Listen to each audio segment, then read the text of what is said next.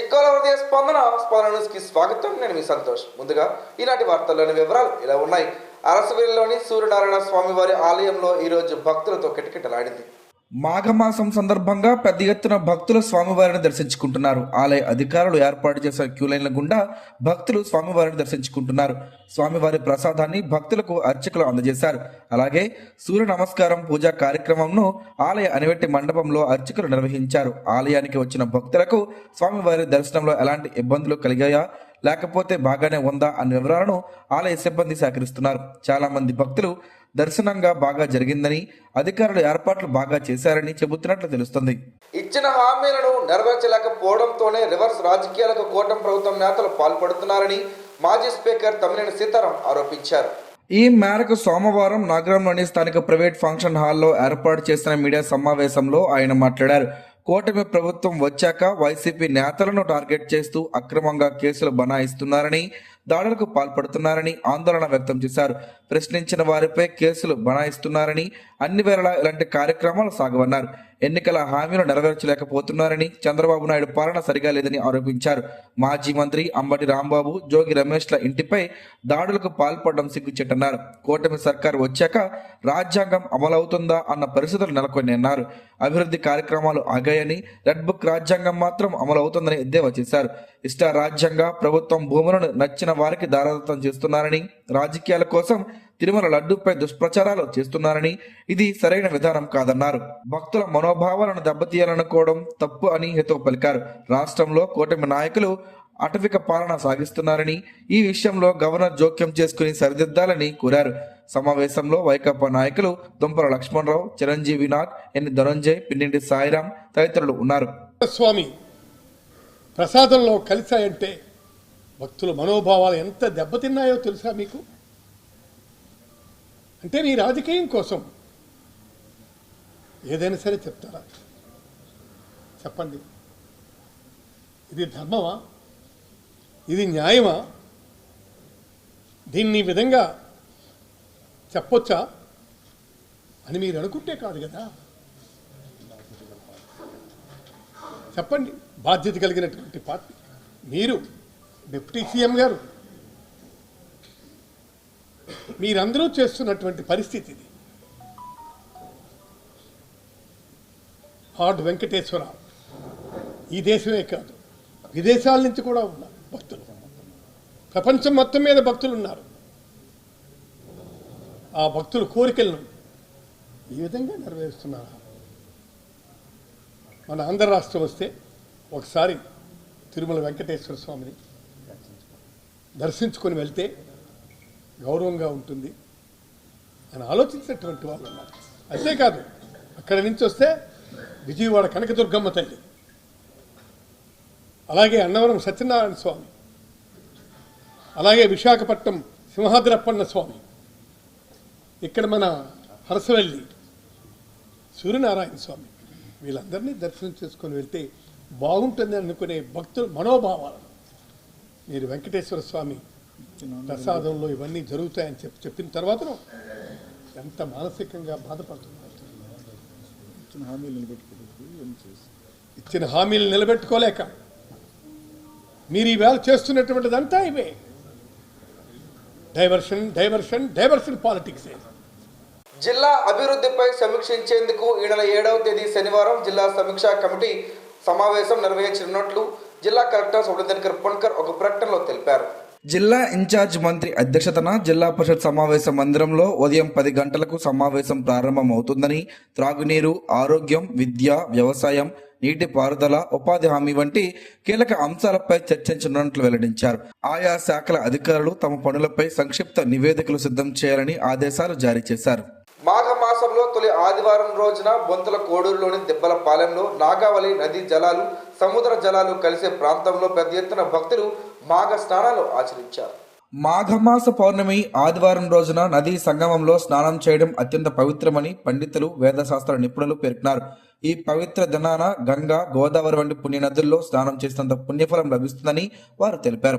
మాఘమాసం అంతటా నదీ స్నానానికి విశేష ప్రాధాన్యం ఉన్నప్పటికీ పౌర్ణమి రోజు ఆదివారం కలిసి రావడం మహాపుణ్య యోగంగా భావిస్తారని చెప్పారు. ప్రత్యేకంగా నదులు కలిసే సంగమ ప్రాంతాల్లో స్నానం చేయడం వల్ల పాపక్షయం కలిగి ఆరోగ్యం, ఆయుష్, సుఖ సంపదలు చేకూరుతాయని శాస్త్రోక్తంగా వివరిస్తున్నారు. ఈ సందర్భంగా సూర్యనారాయణునికి ఆర్జ్యం సమర్పించడం, అనంతరం దానం, పూజ, నామస్మరణ చేయడం వల్ల పుణ్యఫలం మరింత వృద్ధి చెందుతుందని తెలిపారు. పితృదేవతల కృపతో పాటు విష్ణు అనుగ్రహం లభిస్తుందని విశ్వాసం. మాఘ పౌర్ణమి సందర్భంగా రాష్ట్రంలోని వివిధ నదీ ఘాట్ల వద్ద భక్తులు పెద్ద సంఖ్యలో స్నానాలు ఆచరించేందుకు సిద్ధమవుతున్నారు. ఉత్తరాఖండ్ డెహ్రాడూన్ లో పెరేడ్ గ్రౌండ్ ఇండోర్ స్టేడియంలో జనవరి 29వ తేదీ నుండి ఫిబ్రవరి 1వ తేదీలలో జరిగిన 3వ ఆల్ ఇండియా జాతీయ స్థాయి పోటీలలో జిల్లా నుండి ఆంధ్రప్రదేశ్ తరపున ఈ పోటీలలో పాల్గొన్న క్రీడాకారులు పలు పథకాలను కైవసం చేసుకున్నారు. సాహుకారు సహస్ర, మల్ల పూర్వి అవిక, నక్క జస్వంత్, రజిత పథకాలు సాధించగా చీకటి రుత్విక, చింతపల్లి పావని, ముంగి అర్జున్, సాన్ ఫినిహస్ పులి, తంగుడు సోహిత్ వర్ధన్ కాంస్య పథకాలను సాధించారు. ఈ సందర్భంగా south India general secretary P Manoj Sai, జిల్లా పెన్కాక్ సిరాట్ అసోసియేషన్ అధ్యక్షులు రేగిడి దయామయ్య, ప్రధాన కార్యదర్శి నక్క లక్ష్మణ్ నాయుడు క్రీడాకారులను కోచ్ ఇచ్చిన మాస్టర్స్ మాకివలస గౌతమి, సామ గౌతమ్ కుమార్, వై హేమంత్ కుమార్లను అభినందనలు తెలియజేశారు. బంగ్లాదేశ్ నౌకాదళం చెరలో చిక్కుకున్న 9 మంది విజయనగరం జిల్లా మత్స్యకారుల విడుదల వ్యవహారం సుఖాంతమైంది. రాష్ట్ర వ్యవసాయ మత్స్యశాఖ మంత్రి కింజరాపు అచ్చెన్నాయుడు తన శాఖ పరంగా తీసుకున్న ప్రత్యేక శ్రద్ధ, దౌత్యపరమైన ఒత్తిడి కారణంగా మత్స్యకారులు సోమవారం క్షేమంగా విశాఖ తీరానికి చేరుకున్నారు. అధికారులు వారికి స్వాగతం పలికారు. 3 నెలలుగా సాగుతున్న ఉత్కంఠకు తెరపడడంతో వారి సంబరాలు మినంటాయి. వారిని నివాసాలకు చేరుకున్నారు. మత్స్యశాఖ మంత్రిగా అచ్చెన్నాయుడు అధికారులను వెంటనే అప్రమత్తం చేసి పడవ రిజిస్ట్రేషన్ వివరాలు, మత్స్యకారుల చిరునామాలను సేకరించి కేంద్ర విదేశాంగ శాఖకు నివేదించారు. ముఖ్యమంత్రి నారా చంద్రబాబు నాయుడు, కేంద్ర మంత్రి కింజరాపు రామ్మోహన్ నాయుడులకు స్వయంగా సమస్యను వివరించారు. మత్స్యకారుల దీనస్థితిని వివరించి కేంద్ర హోంమంత్రి అమిత్ షాకు లేఖ రాయించడంలో కీలక పాత్ర పోషించారు. ఈ సందర్భంగా మంత్రి అచ్చెన్నాయుడు మాట్లాడుతూ, మత్స్యశాఖ మంత్రిగా మా మత్స్యకారుల క్షేమమే తమకు ప్రధాన ప్రాధాన్యమని, బంగ్లాదేశ్లో ఉద్రిక్తలు ఉన్న కేంద్ర ప్రభుత్వ సాయంతో వారిని రప్పించగలిగామని చెప్పారు. జిల్లా పోలీస్ కార్యాలయంలో సోమవారం నిర్వహించిన గ్రీవెన్స్ లో జిల్లా ఎస్పీ ప్రజల నుంచి నేరుగా ఫిర్యాదులు స్వీకరించారు. ఈ సందర్భంగా జిల్లా నలుమూల నుంచి వచ్చిన ప్రజల వద్ద నుంచి మొత్తం 61 ఫిర్యాదులు స్వీకరించి ఫిర్యాదుదారులతో ముఖాముఖి మాట్లాడి వారి సమస్యలను శ్రద్ధగా విన్నారు. ప్రతి ఫిర్యాదును పరిగణలోకి తీసుకుని త్వరితగతిన న్యాయపరంగా పరిష్కారం చూపేలా చర్యలు చేపట్టాలని సంబంధిత అధికారులను ఆదేశించారు. జిల్లా ఎస్పీ కేవి మహేశ్వరరెడ్డి మాట్లాడుతూ, ప్రజల సమస్యల పరిష్కారమే పోలీస్ శాఖ ప్రధాన బాధ్యత అని, పబ్లిక్ గ్రీవెన్స్ లో వచ్చిన ప్రతి ఫిర్యాదును క్షుణ్ణంగా పరిశీలించి బాధితులకు న్యాయం జరిగేలా పూర్తి స్థాయిలో పరిష్కారం చూపాలని పోలీస్ అధికారులకు స్పష్టం చేశారు. ఢిల్లీలో ఇటీవల జరిగిన జాతీయ సబ్ జూనియర్ టైక్వాండో పోటీల్లో నవయుగ విద్యార్థులు సత్తా చాటారు. ఈ సందర్భంగా శ్రీకాకుళం నగరం డీసీసీబీ కాలనీలోని నవయుగ స్కూల్ ఆవరణలో సోమవారం నవయుగ స్కూల్ 7వ తరగతి విద్యార్థి దుండు ఉదయ్ కిరణ్, 2వ తరగతి విద్యార్థిని మేసాల కోమలను స్కూల్ యాజమాన్యం ఘనంగా సత్కరించి సన్మానించారు. ఈ కార్యక్రమంలో మేసాల కోమలి తండ్రి సచివాలయం సెక్రటరీ మేసాల బుల్లినాయుడు మాట్లాడుతూ, ఉత్తమ విద్యతో పాటు క్రీడల్లో కూడా నైపుణ్యం ప్రదర్శించడం నవయుగ స్కూల్ క్రమశిక్షణకు నిదర్శనం అన్నారు. వివిధ రకాల పరీక్షల్లో క్రీడల్లో ప్రతిభ చాటిన విద్యార్థులను సత్కరించడం, సన్మానం చేయడం ద్వారా విద్యార్థులను మరింత ముందుకెళ్లేలా ప్రోత్సహించడం నవయుగ స్కూల్కే సొంతమన్నారు. నవయుగ స్కూల్ ప్రిన్సిపల్ ఎస్ సునీత మాట్లాడుతూ, గతంలో ఉదయ్ కిరణ్, కోమలి వీరిరువురు రాష్ట్ర స్థాయి టైక్వాండో పోటీల్లో గోల్డ్ మెడల్ సాధించి నవయుగ స్కూల్ కీర్తిని చాటారని కొనియాడారు. కార్యక్రమంలో Navayuga school academic adviser Birlangi Rammohan, ఉపాధ్యాయులు, తల్లిదండ్రులు, సిబ్బంది తదితరులు ఉన్నారు. వరుసగా 9వసారి కేంద్ర బడ్జెట్ను ప్రవేశపెట్టిన నిర్మలా సీతారామన్ దేశ అభివృద్ధి, ఆర్థిక క్రమశిక్షణ, మౌలిక సదుపాయాలు, విద్య, ఆరోగ్యం, రైతులు, యువత మీద ప్రత్యేక దృష్టి పెడుతూ కూర్పు చేశారని కేంద్ర పౌర విమానయాన శాఖ మంత్రి కింజరాపు రామ్మోహన్ నాయుడు అన్నారు. కేంద్ర బడ్జెట్పై ప్రశంసల జల్లు కురిపిస్తూ ప్రకటన విడుదల చేశారు. విదేశీ యాత్రలపై పన్ను తగ్గింపు జరగడం పౌర విమానయాన రంగానికి మరింత ఊతమిస్తుందని తెలిపారు. ప్రధానమంత్రి వికసిత్ భారత్ లక్ష్యాలను మరింత వేగంగా చేరుకునేందుకు ఇది దోహదపడుతుందని అన్నారు. పౌర విమానాల విభాగాలపై పన్ను తగ్గించడంతో పాటు తన శ్రీకాకుళం జిల్లాలో ప్రధాన పంటగా ఉన్న కొబ్బరి కోలుకునేలా తోడ్పాటు అందివ్వడం శుభపరిణామని అన్నారు. గుంటూరు నరసరావుపేటలో ఆంధ్రప్రదేశ్ బొందిలీ సంఘ్, నరసరావుపేట బొందిలీ సంఘ్ శాఖ సంయుక్త ఆధ్వర్యంలో ఆంధ్రప్రదేశ్ రాష్ట్ర బొందిలీ సంఘ్ రాష్ట్ర కార్యవర్గ సమావేశం జరిగింది. ఈ కార్యక్రమానికి ఆంధ్రప్రదేశ్ బొందిలి సంఘ్ రాష్ట్ర అధ్యక్షులు నెల్లూరు కృష్ణ సింగ్ అధ్యక్షత వహించారు. ఈ సందర్భంగా మహారాణా ప్రతాప్ సింగ్ హైందవ సేవా సంఘ్ అధ్యక్షులు పసుపులేటి సురేష్ బాబు సింగ్ మాట్లాడుతూ ఆంధ్రప్రదేశ్లో అనేక సంవత్సరాలుగా బొందిలి కులస్తులను ఓబీసీలో చేర్చమని కేంద్ర రాష్ట్ర ప్రభుత్వాలకు అనేక వినతి పత్రాలు ఇవ్వడం జరిగిందని, ఇంతవరకు ఆంధ్రప్రదేశ్లో బొందిలి కులాన్ని ఓబీసీలో చేర్చకపోవడంతో తమ సామాజిక వర్గం పిల్లలు నానా ఇబ్బందులు పడుతున్నట్లు తెలిపారు. ప్రస్తుతం ఆంధ్రప్రదేశ్లో దాదాపుగా 4 లక్షల వరకు బొందిలి కులస్తులు ఉన్నారని, ఆంధ్రప్రదేశ్లో రాష్ట్ర ప్రభుత్వం కేంద్ర ప్రభుత్వాలు స్పందించి బొందిలి కులస్తులను ఓబీసీలో చేర్చాలని కోరారు. ఈ కార్యక్రమానికి ముఖ్య అతిథిగా నరసరావుపేట తెలుగుదేశం ఎమ్మెల్యే చదలవాడ అరవింద్ బాబు పాల్గొన్నారు.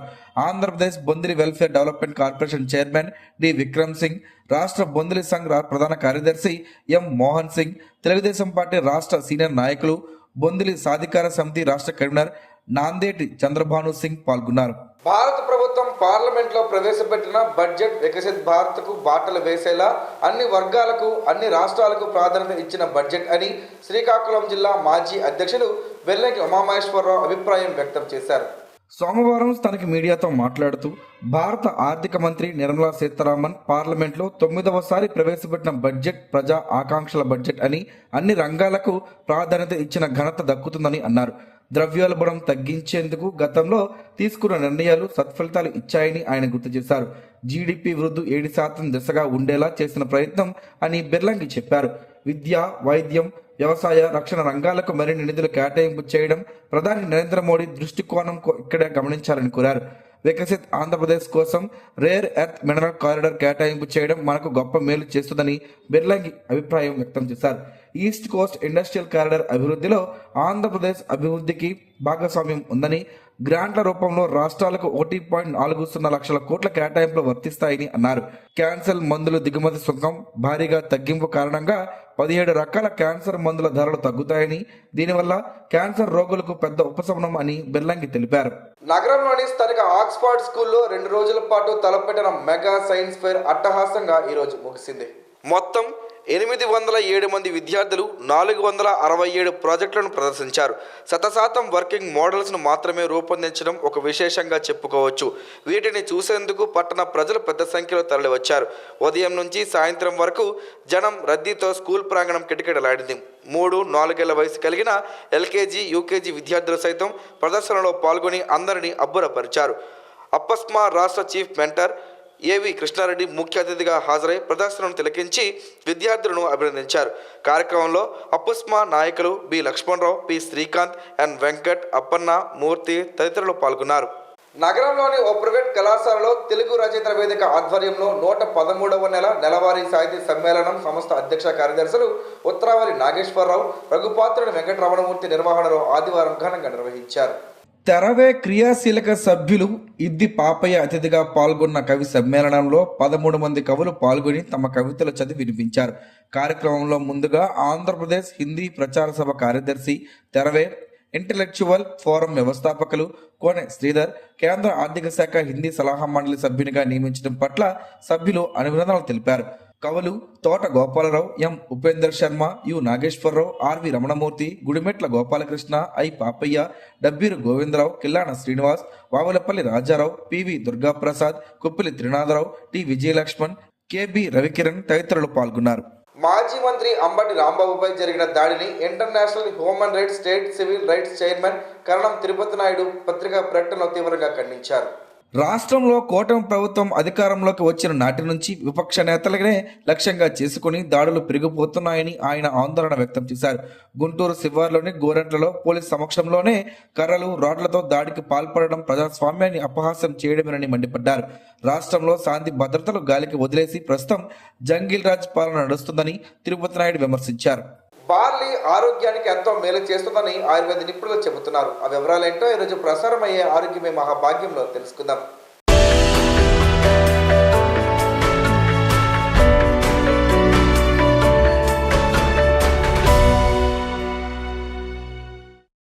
వేడి తాపం నుంచి గట్టెక్కేందుకు బార్లీ నీళ్లు సహాయపడతాయి. శరీరంలోని వేడిని తగ్గించి తక్షణ శక్తిని బార్లీ ఆరోగ్యానికి ఎంతో మేలు చేస్తుందని ఆరోగ్య నిపుణులు చెబుతున్నారు. శరీరంలోని వేడిని తగ్గించి తక్షణ శక్తిని అందజేస్తాయి. బయట ఎండలు మండిపోతున్నాయి. పావు గంట సేపు బయటకెళ్ళినా సూర్యుడు మన ఒంట్లో ఉన్న శక్తి మొత్తం లాగేస్తున్నట్లు నీరసంగా అనిపిస్తుంది. భోజనం చేయాలనిపించదు. డిహైడ్రేషన్, ఒంట్లో అధికంగా వేడి చేసి వదిలిస్తాయి. కొంతమంది శీతల పానీయాలను తాగుతూ సేద తీరుతుంటే మరి కొంతమంది వేసవి తాపం నుంచి గట్టెక్కేందుకు సహజ సిద్ధమైన పద్ధతులను అనుసరిస్తారు. అలాంటి సహజ సిద్ధమైన పానీయాల్లో ఇంట్లో తయారు చేసుకునే బార్లీ నీటి పానీయం కూడా మన వేసవి తాపం నుంచి ఉపశమనాన్ని కలిగిస్తుంది. శరీరంలోని వేడిని తగ్గించి తక్షణ శక్తిని అందించే గుణాలు ఇందులో పుష్కలంగా ఉన్నాయి. బార్లీ నీరు తాగితే ఎన్నో ఆరోగ్య ప్రయోజనాలు ఉన్నాయి. అజీర్తి సమస్యల దూరం, తిన్నది అరగకపోవడం సాధారణంగా వచ్చే సమస్య. అలాంటప్పుడు బార్లీ నీళ్లు తాగితే చాలా మంచిది. జీర్ణాశయం కూడా శుభ్రపడుతుంది. అజీర్తి దూరం అవుతుంది. బార్లీలోని పీచు పదార్థం జీర్ణాశయాన్ని ఆరోగ్యంగా ఉంచుతుంది. కడుపులో మంట, అసిడిటీ, గ్యాస్, అజీర్ణం, మలబద్ధకం ఉన్నవారు బార్లీ నీటిని తాగితే మంచిది. బార్లీ నీళ్లు రోజు తాగితే మలబద్ధకం వంటి సమస్యలు దరిచేరవు. బార్లీ నీటిని తాగడం వల్ల శరీరంలో ఉన్న వ్యర్థ విష పదార్థాలన్నీ బయటికి వెళ్ళిపోతాయి.